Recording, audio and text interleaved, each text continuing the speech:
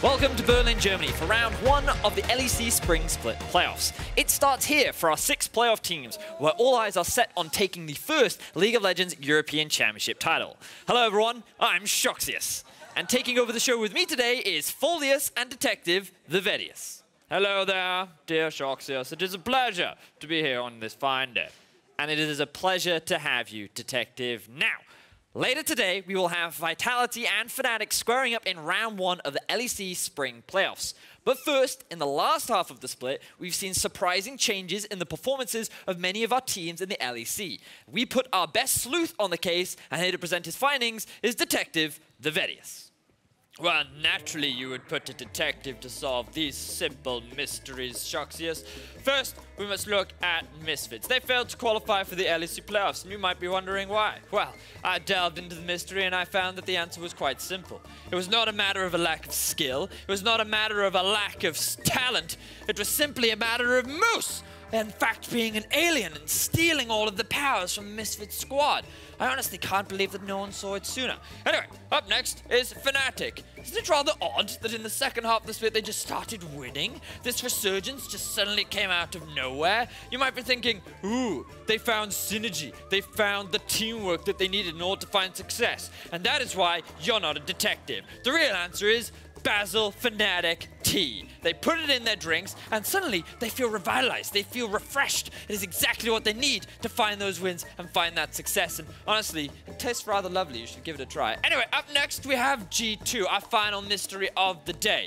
You may be wondering why they've been floundering in the second half of the split. And the honest answer is, it is not Mickey's wrist issues, it's Medic. The dastardly caster has plagued them with some kind of curse that allows them to not play properly when they're on stage. It's ridiculous, and have you looked at his face? It looks awfully similar to my dear Dr. Vedius, who for some reason isn't here. I'm sorry, I can't do this. This just feels entirely foreign and improper. I cannot get through my findings without my dear Dr. Vedius. I take my leave for a moment. Vedius! Vedius, where are you? Vedius! Come to me, my friend! Alrighty then, well, we'll see more of G2 and Fnatic in the coming weeks in their battle for the crown. But this isn't the only title that is up for grabs. Throughout the week, we've been tabulating votes submitted by LEC organizations and partners to determine who will be LEC's first MVP. For a special edition of Medic's Playoff Checkup, we sent it to FLICKR to break down the MVP frontrunners. Hi, thank you, Sjokz, and hello, my people. It's your boy, FLICKR. Woo! I'm back, and I'm here to talk about some MVP stuff. Now, when it came to calculating and tabulating and mathematicating who the MVP was gonna be, I left that stuff to the nerds. I took quick shots, quick stats, and I fluxed on it. Woo! Now, it's clear to me that when it comes down to who takes the MVP title, there's only one scale that matters. Who flexed and who got flexed on. Now, it was a tight race with Medic and Brax's biceps being neck and neck. But in the end, there was only one MVP, the most valuable flexer. Who's it gonna be? Who's it gonna be? Who's it gonna be? Who's it gonna be? It's me! Of course it's me! Woo! Who else can it be than the original OG Flex King? I wanna thank Medi! I wanna thank Vedi! The original duo that helped me be the best flexer in the business! Woo! Thank you. Now, to my main man in the kitchen who flexes on every diet plan, Sjokz, flex on them stuff. Thank you very much. Yes, we're here in my kitchen, Chef Yes's kitchen, and because we're on a special edition of Vedi Check, we're going to be looking at a special build today. Now, we're going to go into my cooking device here, and we're going to bring out something that I've prepared just for Vedius. As you'll see, this is a Nocturne mid lane build, filled with the build completely. The champion is ready, but it's not quite a perfect meal yet. In order to have the perfect Nocturne mid lane, you need the appropriate dressing. So what we're going to do is we're going to very lightly put the Nocturne mid lane, here we are, grab him nice and soft, put him on, bang, and there you go. The wonderful Nocturne in the mid lane. It's the build, it's the one you need, full of lethality. Get that extra greenery in there, hide in the shrubbery, and you're ready to get a lot of kills. That's going to be it here. Back to you at the analyst zone. Thank you, Sheffius, for that great insight into Nocturne mid. Now, as you can see, my analyst desk has fallen apart just a bit. So while I wrangle my team back together and find another cue card, over on All Esports, you'll have a chance to watch our newest episode of Behind the Streamius. Here's an exclusive sneak peek.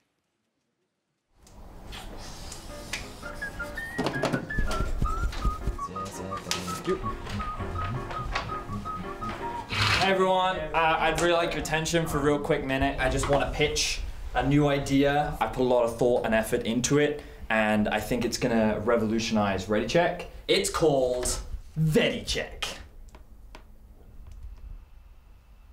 That's just bad. Yeah, It's just really like it's actually terrible. already super convoluted in this Vedius cinematic Maybe universe. go for Countdown, but... Countdown. Mark Z would definitely do. This is honestly the worst thing I've ever heard. Look, it might be a few days early, but happy April Fools, everybody, body. Anyways, nevertheless, it starts here. The 2019 LEC Spring Playoffs, where the top 6 teams from the regular season compete for the championship. Before we get to the games, we need to remind everybody of how the teams got to playoffs and who did not. It starts with Rogue and XL dropping out of contention earlier than the rest, and then we turn our attention to the super team Misfits. They failed to show a consistent level of play, and their star-studded roster simply wasn't able to adapt to the competition. A similar story, but maybe an even more depressing one, was that of Sjokz and Fear. Our 2018 Summer Split finalists made it all the way to a tiebreaker game for the final spot in the postseason. But unfortunately, they crumbled and ended another split without a playoff berth. The thing is, though, it wasn't all sad stories. World representatives Vitality put together enough wins to show that they are contenders. However, they lacked the consistency to be considered a top 3 team. Vitality step into the playoffs with something to prove to you guys, the fans, as well as to themselves.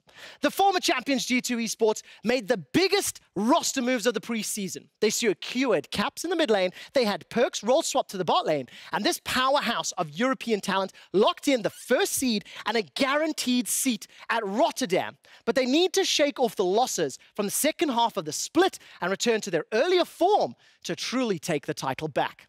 As we ramped up the pressure towards playoffs, our second seed from the regular season, Origin, made it clear that their sights are set on winning. Adaptive playstyles, consistent performances, solid teamwork, it is what defines this squad. They will be facing off against G2 Esports next weekend in round 2 of the playoffs, and they are also guaranteed to attend Rotterdam. The Fnatic faithful have been rewarded after it looked like this term was going to crash and burn. Fnatic started the season going 1-5, and just when you thought that they were done, they turned it all around. They're entering the playoffs on an 8-game winning streak. They are the statistical best team in the second half of the split, and they are the back-to-back defending champions. The question on everybody's mind is, can they run the gauntlet and win yet another European Championship? It starts here as Fnatic take on Vitality in the first match of the LEC playoffs. And it's important to remind everybody that the LEC playoff format is different from previous years. Hello, ladies and gentlemen, and welcome to the LEC. Now, we've made a few changes to our format, and it's pretty straightforward. So without further ado, let's take a look. During the regular season, our 10 teams will compete against each other in a double round robin best-of-1 format over 9 weeks. Now it's time for the playoffs. Each match will be played in a best-of-5. To start off, in round 1, teams ranked 3 to 6 will face off, but with a catch. Team number 3 will have a choice of playing team number 5 or team number 6. For this video's sake, let's say they choose team number 5, which means that team number 4 will play against team number 6.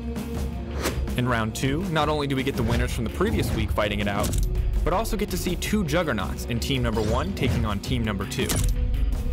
Now it's on to round 3, with the winner of the juggernauts moving directly into the finals. On Saturday, April 13th, the loser of match 4 will play the winner of match 3 And on Sunday, we've got the cream of the crop playing against one another for a winner-take-all. We hope you like the new playoffs format. Thanks for watching.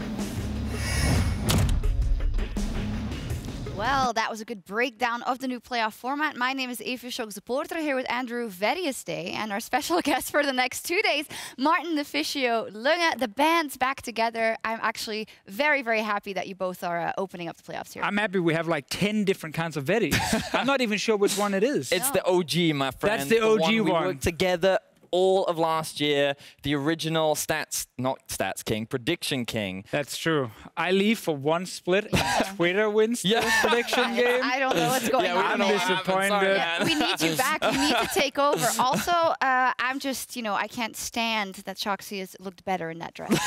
But we're going to move on, and we're going to focus on the playoffs, because as we saw, of course, we have a new format, and every series is a best of 5. Now, G2 and OG, which will make Deficio very happy, they're both locked in the Rotterdam, because even if you lose that match, which you probably will, you can still end up and be in the final in Rotterdam if you get that rematch. Listen, a week before the regular season ended, I hated this format because I wasn't sure if we were going to get second place and guarantee that winner's match where we can again get 2 chances to go into the final. Now I absolutely love the format. But it is actually very exciting. I love the fact that we get that first test with G2. Maybe they get a game, who knows? Maybe. And then we can take them on in the final again. Yeah, so we start with the round 1 today. That will be Fnatic versus Vitality, and then SK versus Splice tomorrow. But also important to note is that in Rotterdam, now we know already that G2 and OG are going to be there. On Saturday, we'll have the semi-final, and on Sunday, we'll have the final. And if you want tickets, you can get them at eu.lolesports.com/Rotterdam. Now, the teams are, of course, fighting for the first ever LEC title, and we wanted to discuss which were the teams that looked the strongest going into the playoffs. And I do want to start with the reigning champions, because I feel like sometimes during the split, because they started so awfully, I forgot that they were the reigning champions. But that's not the case. They are here to defend their title, Fnatic, and after a horrible start, they completely turned it around. What happened? They certainly have. One of the biggest things was that they shaped up their early game. We saw Broxah having a much effective time in terms of setting up advantages for his team at the start of the game, along with just individuals performing better. Reckless and Hylissang seem to have a lot more trust within each other, and Bwipo, he's a little bit more consistent in the top side of the map, and Nemesis finding his form. So I feel like that the whole team had a lot more faith in each other. They found a way in order to play the game that worked for everyone, and because of the individual talent they have, they're finding a lot of success. Yeah, I think the fact that they realized you don't have to play all kinds of crazy stuff. If you're a Fnatic to win games, you can actually keep it really, really simple and focus on either your super strong bot lane with Reckless and Hylissang, or actually Bwipo being very strong on certain carries in the top lane. Once they figured out, let's pick for early game, let's keep it simple with our drafts. Nemesis is not Caps. He doesn't need to play like Caps. He doesn't need to be the crazy guy who can win you the game alone. You can actually play more as a team. They started looking a lot better. And I'm pretty sad that right behind me, it actually started that week 6. With OG. Where they completely destroyed us after winning the bot lane very, very hard. And that kind of started the entire snowball for Fnatic. Basically, you guys are to thank for the fact that Fnatic is on a roll. I guess we can take credit for that. Yeah, great stuff. Now, another team we got to talk about is G2 Esports. Now, we know they've struggled in the last couple of weeks, but we also know that that was because Mickey X wasn't feeling too well. Now, I do want to put your attention on these stats. The fact that in the last weeks, Fnatic has been better in the early game, and not a lot. No, a lot. That's what I meant, actually. But much better than G2 in the early game, to the point that they would probably crush them if they met now. But the big question is, what G2 are we going to see? Well, I mean, we look back at the last time they played, and that's exactly what happened, Sjokz. The early game was just entirely Fnatic favored. And I think G2 had a lot of strengths for the majority of the split, in the sense of they had flex picks across the board. They could guarantee strong matchups literally whenever and wherever they wanted. And individually, they just couldn't be competed with. But one of the big things is, as the split progressed, I think teams got better, drafts improved, the number of flex picks got limited, and there was, of course, the issue with Mickey in the bot lane. Yeah, and that's kind of the scary thing now, because it feels a little bit like a trap with this whole G2 now weaker in the second half. Because again, they were very vocal about not practicing as much. Obviously, Mickey having to step back, Promiscu coming in. We don't know who's actually playing next week against us. So it makes it hard to predict what team are you actually facing? Will it be the team where Perkz and Mickey as a dual lane are actually doing really well early, or will it be the team where you can see that Perkz and Promiscu are kind of lacking some synergy, and it could suddenly be a lot easier to play against the bot lane? Well, if you then look at Origin, then maybe you're very happy because you beat them in the split when they weren't dealing with the issues, right? They were doing quite well. True, yeah. I think the game we had against them where we got the Z pick for Nuke Dog, and it was like a really smart draft, probably surprised them a little bit, and we managed to get some early kills around the mid lane to actually snowball, showed that you can, of course, beat G2, even in the start of the split when they were so good. I just think a lot of it's going to come down to, you know, the drafting, obviously. You can't risk ending up in a situation where they get counter pick in multiple lanes due to flex picks with Wonder, Caps, these kind of players. They will just take over the game. But if you can actually get an advantage there, suddenly G2 are more human. And sell Origin to me. Come on, tell me. Why are they the best team coming into playoffs? I mean, I'm just excited to see us in a best of 5. Yeah. You know, I think we have insanely smart players. We have a super smart coach as well. So in between games, I think there can be a lot of really good adaptations. If we lose a game or if something goes wrong in a game, even if we manage to win it, we can then adjust and fix that for the next game. I think it's going to be a big strength. So I'm just excited to see this lineup play the first best of 5. And I'm happy it's against G2, you know, bring it on. And for me, what's really exciting is so many of these players having the opportunity to now be in this position. A big redemption arc for Mithy, Alfari, Cold, Patrick. Nuke Dog, he was in the finals last bit, but failed to qualify for Worlds. A lot of big storylines on the lines for a lot of these players. And to beat G2 next week would definitely be a big thing for them. Something quick you can think about. We'll get back to it later. 6 teams in playoffs. We only mentioned 3. I don't know. There must be some things we forget to talk about. Vitality's in there, Splice, SK, but I'll leave you to stew on it because first we are going to take a look at some specific players coming up in the playoffs. Quickshot, who do you have your eye on? Well, it's really tough to pick a few, and I think I'm going to intentionally ignore the obvious players like Caps, Reckless, Cobby, Nuke Duck. Everybody's already watching these guys, so I would like to shine a light on a few others. 3 in particular, starting with the All-Pro first team top laner, Quickshot. This man has been destroying top lane all split long, with top-tier carry performances like this Olaf taking on Rogue. Quickshot has gone toe-to-toe with some of the best players in the league, and he will need to deliver if he wants to help Vitality overcome Fnatic today. Now, tomorrow, the up-and-coming jungle superstar Selfmade. He's playing for SK Gaming and his first ever LEC playoffs. SK Gaming simply are not a winning team if Selfmade is not participating in the action. 81% kill participation at 15 minutes, the leader in the league. He is the most important single player that determines if a team will win or will lose, and he'll be the guy that I'm watching tomorrow up against Splice. Finally, the analyst has talked about a little bit, Mickey. He is widely regarded as the best support player in all of Europe. He earned more than double the points of the second All-Pro support, Hylissang, and he is also nursing an injury.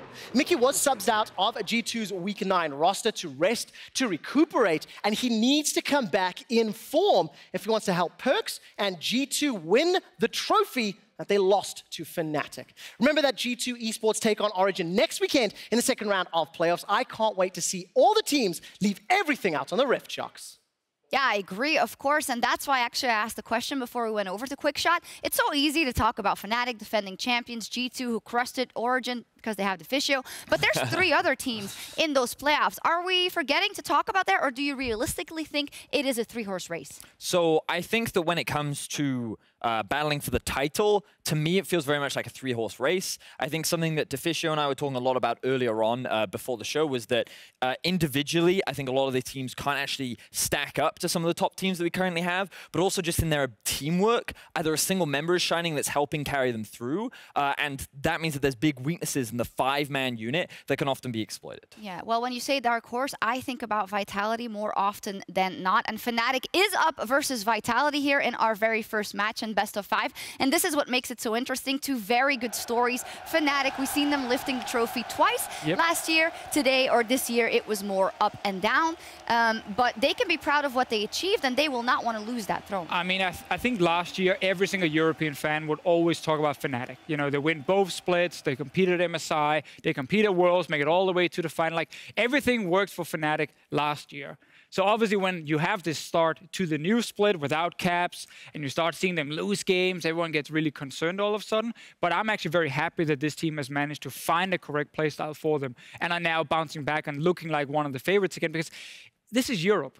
We need Fnatic as a top team. Whenever Fnatic is a top team, we have some great players. Yeah, but Vitality will want something to say about that. And when we look at their story of the whole year, 2018 was phenomenal for them. They came in, they had the rookies and the veterans. They just went up and up and up, ending at the elite, with the elite of Europe, I should say, at the end of the year. And then, of course, having an insane showing at Worlds. But what have we seen from them this year? It doesn't seem like it went straight up, for me at least. No, I think that coming into the split, they were expected to be heavy favorites, right?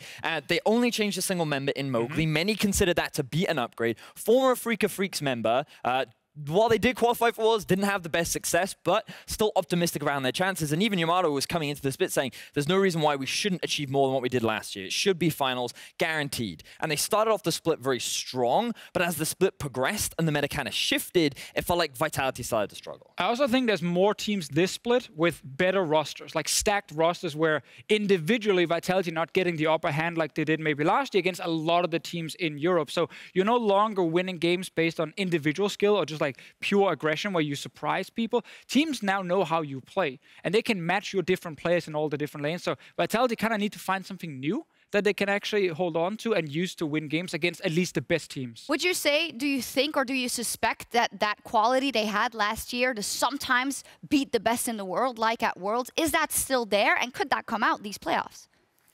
It's a great question. I think if Vitality have used the 2 weeks to actually just practice one specific style and find a couple of picks that you're maybe not expecting in some different lanes, especially carry lanes, and use that to surprise someone like Fnatic, suddenly we can see them again actually show up big time. And yes, then they can compete against the best. But I need to see that spark. I need to see something new. Yeah, well, we'll see. Of course, at both teams, they changed merely one member coming into this year. But I think for Fnatic, it was quite a shocker to everyone that they lost Caps and then replaced him with Nemesis, a prodigy, of course, coming also from the Superliga. But he took a bit of time to get there, you know, and I almost feel like they wanted to plug and play him in, but they had to work very, very hard to get there. They certainly did, and finding a style in which they could work around him was always going to take time. And one of the things that we heard from your why am I calling him Yamato Cannon? Youngbuck. Youngbuck is the word I'm looking for. Youngbuck Cannon. Yeah.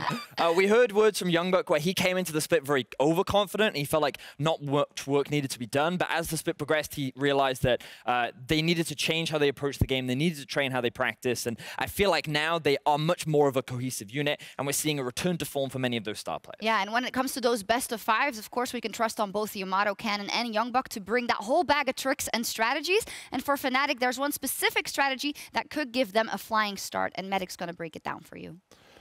Thank you very much, Sjokz. Now, before we go live in this best of 5, I want to take a minute to talk about Fnatic's great second half to the split, and specifically about how they use creative level 1s to get an early game lead. So what's so good about Fnatic's level 1s? Well, let's go back to week 6, the last time Fnatic played against Vitality. Broxah is on Nocturne in the jungle, a jungler that relies on getting level 6 early. You can see Elise here tries to put the ward down. Vitality can smell something sneaky's coming in. Broxah clears it out with the Oracle's Lens and then comes into the jungle. Vitality are now split on 3 different fronts. Got Cabo in the top, Mowgli down here, and Jizuke forced down towards the mid lane as well. Fizz needs to get that mid lane experience up against a Zoe, otherwise he'll lose the lane too easily, and so Fnatic are able to steal away the red buff very, very simply.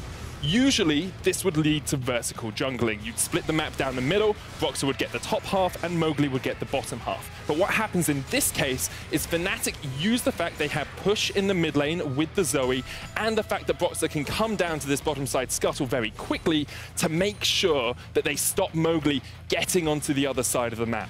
This means that Broxah gets 3 buffs instead of just the usual 2, and has a huge experience advantage over Mowgli.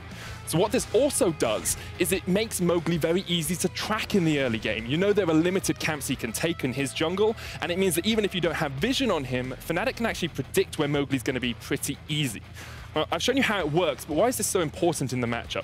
Vitality are a team that are known to rely on Mowgli and Cabochard to get them early game leads. If Boxer and Fnatic can consistently shut down the Vitality jungler like they did in week 6, they can stop him from making any early game plays, not only by denying him experience and gold, but also by making him so easy to predict. By doing this, they actually eliminate one of the key win conditions for Vitality, and also they set their own early game up for success. Back to you, Sjokz.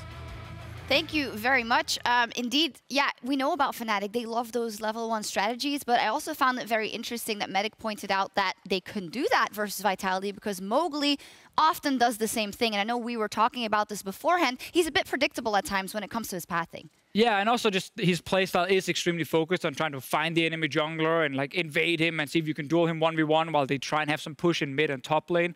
But I think in this specific game here, like the example we just showed, really shows how Fnatic have understood, okay, in our drafts, if we get especially a top lane we need to play around, let's try and cut the map in half. So when they invade that red buff and force Mowgli to bottom side, well, that means he can't gank Whippo in the early game on a Yorick. And if you do that to Mowgli, you actually really stop the way he likes to play the game. He can't go top for Cabochard, he can't invade topside jungle, and then he kind of doesn't know what to do, and he just kind of walks around the map a little bit waiting for something to happen. Yeah, that could be super influential. In this one, I feel like we're talking a lot about the positives of Fnatic. That is recency bias, but I think it's also justified because they went on that winning streak. But I do want to put the attention on Vitality again because we know they can do better than what we've seen from them in the second half. And I think we're always being lured into this fact that they're the underdogs when their ceiling is so incredibly high. What are kind of the things that they could pack out with coming into these playoffs? Well, I think expectations are coming into this week that they will look to play around the top side of the map. I feel like Cabochard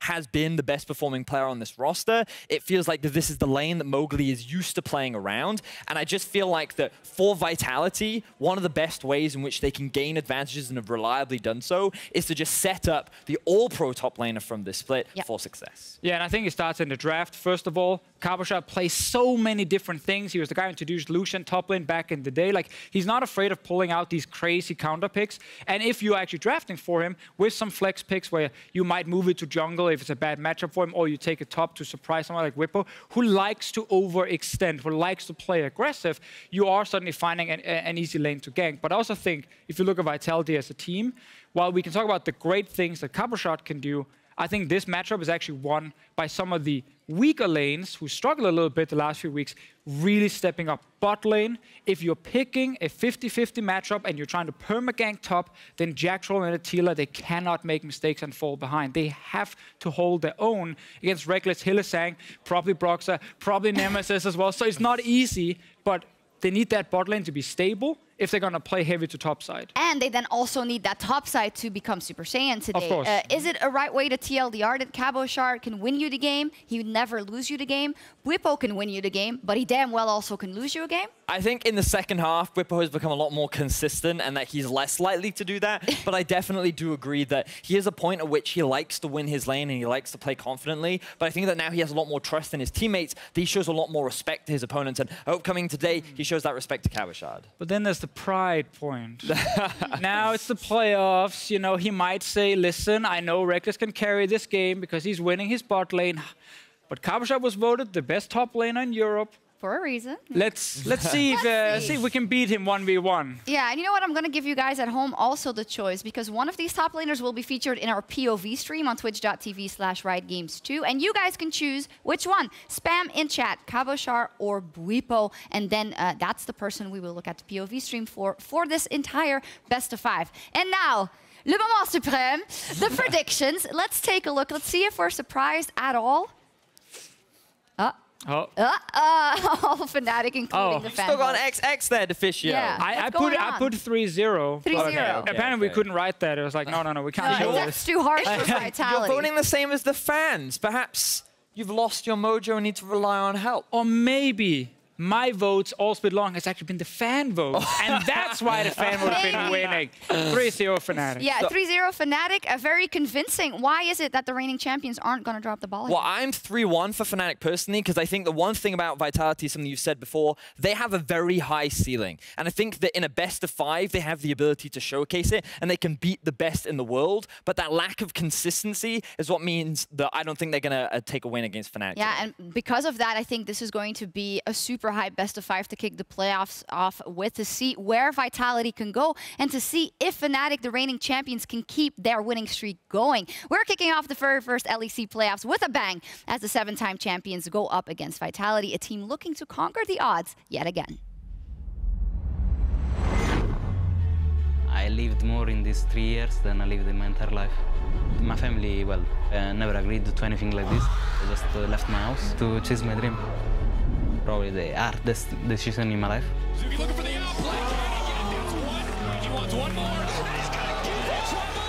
If I fail, I don't have a home to go back to, or even if I had, I don't want to go back there.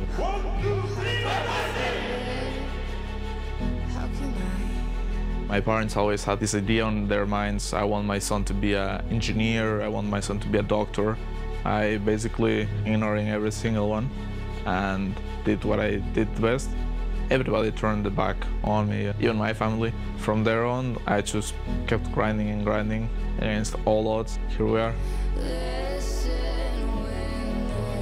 If I dream of something, I just work hard to achieve it.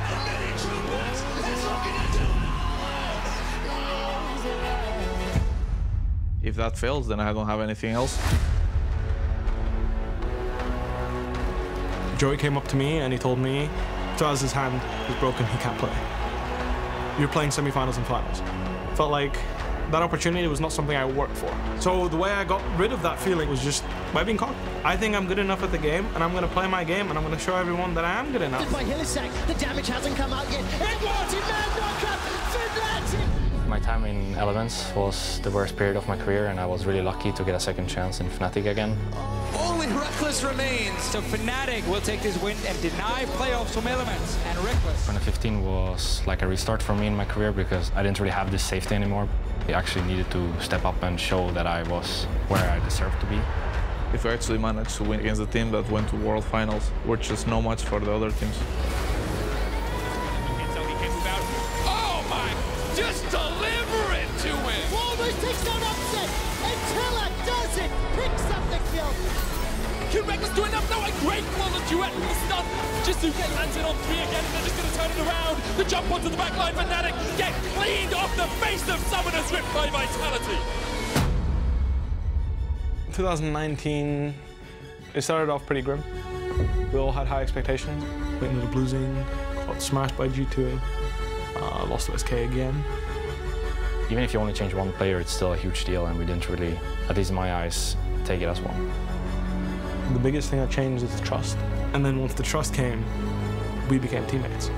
Reckless underneath the tower, perks the first of all. Nemesis gets it. Oh, Caps caught out. Hello, Caps. Confidence to make that kind of a play. Oh, Reckless dodged the petrifying gaze for perks. G2 are looking for the win. Can they pull it off? Oh, the Nexus. No way. No way. There's no flipping way you can do that to them. Either we're here to win the whole thing, or we're not here at all. When I saw that Fnatic picked us, they really didn't learn anything from World Finals. They just wanted to experience it again. They play through top lane, and if the enemy top laner is good enough not to break, then Vitality can't win the game. If we manage to take them out in the first round, we're just going through everything else. Our entire lives are a story of the odds being against us. And we conquer those odds.